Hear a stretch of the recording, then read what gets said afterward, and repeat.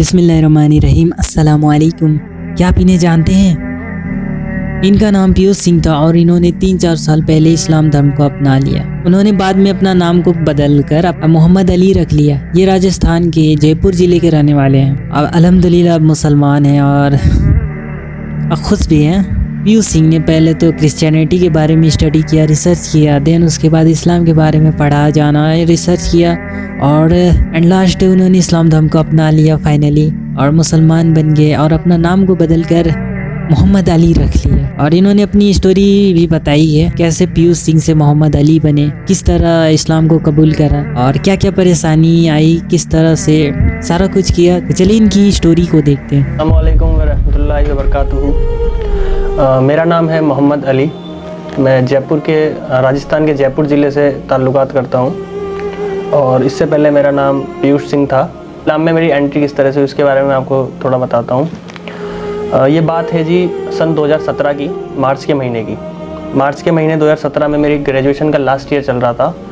तो उस दौरान मेरे कुछ आसपास के पड़ोस के साथी थे जो जिन एक्चुअली मेरा सर शुरू से ही इस बार इस्लाम के स्टडीज़ के बारे में बहुत रुझान था।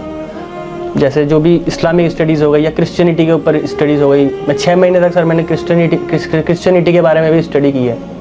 6 महीने तक मैं रेगुलर चर्च भी गया हूँ। मैंने उनको पूरा उनका मसलक, उनका धर्म, सब चीज़ देखी है।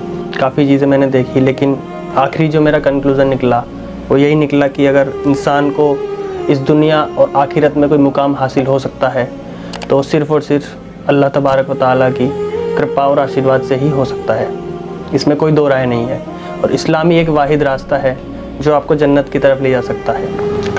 बहरहाल ये सब स्टडीज़ मेरी चल रही थी। मैं पढ़ रहा था इस्लाम के बारे में, नबी पाक की सीरत और हमारे जितने भी अंबिया आ चुके हैं उनके बारे में पढ़ना, हज़रत अली की जीवनी पढ़ना, उनकी कैसे बर्थ हुई, कैसे उनकी अलग अलग जगह लड़ाइयाँ हुई, इन सब चीज़ों के बारे में पढ़ना। इसी को आप कह सकते हैं कि धीरे धीरे मेरा इस्लाम की तरफ इंटरेस्ट बढ़ता गया। और एक वक्त ऐसा आ गया जब मुझे लगने लगा कि कोई भी चीज़ है, कोई भी मूर्ति है, कोई भी तस्वीर है जिसे हम इंसान अपने हाथों से बनाते हैं, वो कैसे हमारी हिफाजत कर सकती है, कैसे हमारी रक्षा कर सकती है। उसके बाद में मैंने और ज़्यादा जब डिटेल में पढ़ा तो मैंने देखा कि अर्थवेद और काफ़ी सारे ऐसे वेदास हैं हमारे हिंदू धर्म के पुराने, जिसके अंदर हमारे नबी अकरम सल्लल्लाहु अलैहि वसल्लम का जिक्र है। हाँ, ये हो सकता है कि कुछ नाम में फेरबदल हो, उनके वंश के नाम में फेरबदल हो, उनकी लोकेशन के नाम में फेरबदल हो, लेकिन ऐसा नहीं है कि बिल्कुल अवेलेबल ना हो, अवेलेबल है। उसके बाद सर मैंने धीरे धीरे मस्जिद की तरफ रुख किया अपना। मैंने मस्जिद में जाके देखा कि यार किस तरह से प्रेयर की जाती है इस्लाम में, किस तरह से नमाज अदा की जाती है। शुरुआत में मेरी प्रेयर ऐसे हुआ करती थी कि जब सब लोग रुकू में होते थे तो मैं खड़ा हुआ होता था, जब सब सजदे में होते थे तो मैं रुकू में होता था। काफ़ी प्रॉब्लम फेस करनी होती थी, लेकिन धीरे धीरे अल्लाह के फजल से ये चीज़ मैंने सीखी। तो मैं घर पहुंचा तो मेरे फादर ने कहा कि आप ठीक है, आपको मना किया गया था। खैर मेरा लहजा बोलने का ये है, लेकिन उनके अल्फाज कुछ और ही थे, आप समझ सकते हैं थोड़ा।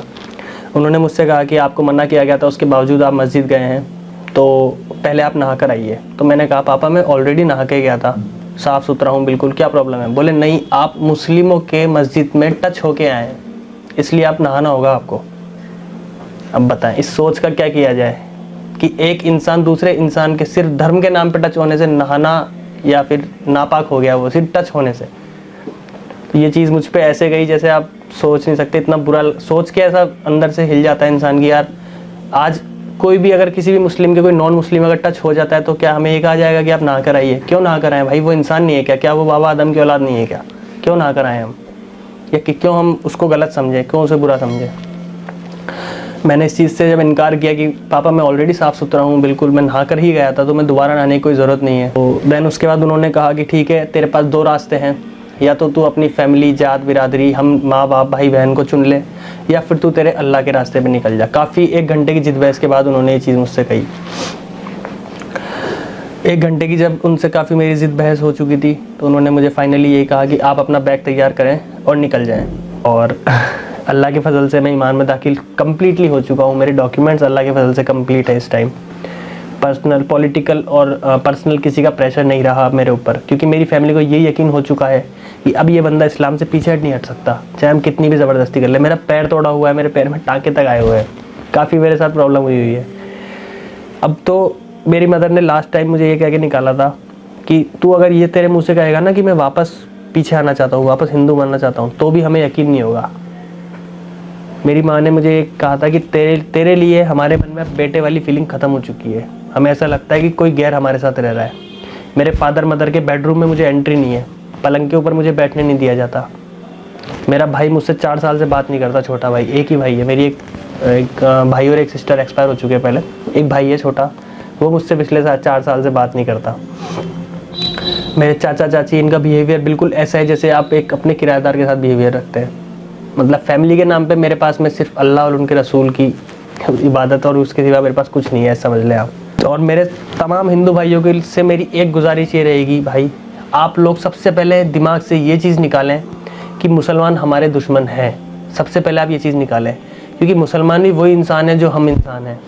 दूसरी चीज़, आप एक बार क्लीन दिमाग से, सच्चे दिल से, मैं ये नहीं कह रहा हूँ कि आप कुरान समझें, सिर्फ आप पढ़ के देखें, या कुरान की जो मैं कहना चाहूँगा एसेंस है, उसका निचोड़ है, वो सिर्फ आप पढ़ के देखें। मैं नहीं कह रहा आप समझें उसे, सिर्फ आप पढ़ के देखिए। मैं आपको चैलेंज के साथ कह सकता हूँ, इससे बेटर आपको ऑप्शन नहीं मिलेगा कुछ भी। क्योंकि आप खुद सोच के देखिए एक चीज़ कि यार जो चीज़ को आज ये कोई चीज़ है, इसे मैं अपने हाथ से बना रहा हूँ और इसे मैं तोड़ दूंगा तो ये मेरा क्या बिगाड़ लेगी। ये तो एक बच्चा भी कॉमन सेंस बता सकता है ना। दूसरा, एक बहुत अच्छा एग्जांपल आपके सामने मैं रखता हूँ। आप सब मेरे हिंदू भाई बहन हैं। अगर अपने हिंदू कम्युनिटी के अंदर, चले माने मैं भी एक बार हिंदू खुद को बोलता हूँ, ठीक है, अपने हिंदू कम्युनिटी के अंदर अगर कोई बच्चे का इंतकाल होता है तो क्या किया जाता है? आपसे सवाल रहेगा मेरा ये। बड़ा हूँ, अगर मैं हूँ, मेरा इंतकाल हुआ तो मुझे जला देंगे। अगर 5 साल का 7 साल का बच्चा है तो उसे दफनाया जाता है। आप अच्छी तरह जानते हैं चीज़। वो दफनाने का रीज़न आपको पता है? क्योंकि अल्लाह भी चाहता है कि इतने से बच्चा, ये जो छोटी सी जान है, इसको आग न यहाँ झेलनी पड़े और न वहाँ झेलनी पड़े। जब आप में अकल आ जाती है, बालिग आ जाते हैं 14-15 साल के, उसके बाद आपके ऊपर ये फ़र्ज़ है कि आप ईमान ले आएँ। उसके बाद आपको जलना और ना जलना आपके ऊपर डिपेंड करता है। आप जलना चाहते हैं यहाँ भी और वहाँ भी, तो वो आपके ऊपर डिपेंड करता है। आप यहाँ भी सेफ़ रहना चाहते हैं और वहाँ भी सेफ़ रहना चाहते हैं, तो वो भी आपके ऊपर डिपेंड करता है। तो ये काफ़ी सारी चीज़ें हैं जो आप इंटरनेट पर सर्च कीजिएगा तो आप पाएंगे कि बिल्कुल सेम टू सेम है इस्लाम में और हिंदू धर्म में। और मेरे मुस्लिम भाइयों और बहनों के लिए मेरी आपके छोटे भाई की आपसे सिर्फ यही दरख्वास्त रहेगी कि आप लोग अपने इस्लाम के एक गुड एम्बेसडर बन के दिखाएँ। जो इस्लाम हम तक पहुंचा है वो हमारे बाप की जागीर नहीं है, ये आप चीज़ समझें। वो इस्लाम, कुरान और अल्लाह सिर्फ मुसलमानों के लिए नहीं आए हैं, ये पूरी इंसानियत के लिए आए हैं। आप कभी ये ना समझे कि अल्लाह सिर्फ हमारा है, कभी हम ये ना समझे कि कुरान सिर्फ हमारी धार्मिक किताब है, कभी हम ये ना समझे कि हुज़ूर सल्लल्लाहु अलैहि वसल्लम सिर्फ हमारे नबी हैं, वो सारी इंसानियत के लिए उतारे गए हैं। तो हमें ये नबूवत का दरवाज़ा बंद हो चुका है, तो ये हमारी जिम्मेदारी बनती है अब कि हमें किस तरह से हमारे दीन को लोगों तक फैलाना है, ताकि हमारे जो मासूम भाई बहन हैं इनको पता तो चले कम से कम कि ये लोग किस गुमराही के रास्ते पे जा रहे हैं। इनको सदाचार की तरफ लेकर आना है, इनको सही रास्ते पर लेकर आना है। एंड लास्ट में कहना चाहूँगा, आप भी इस्लाम के बारे में स्टडी करें, पढ़ें, रिसर्च करें, देन उसके बाद आपकी मर्जी। तब तक के लिए जज़ाकल्लाहु खैर। अस्सलामु अलैकुम। के बाय।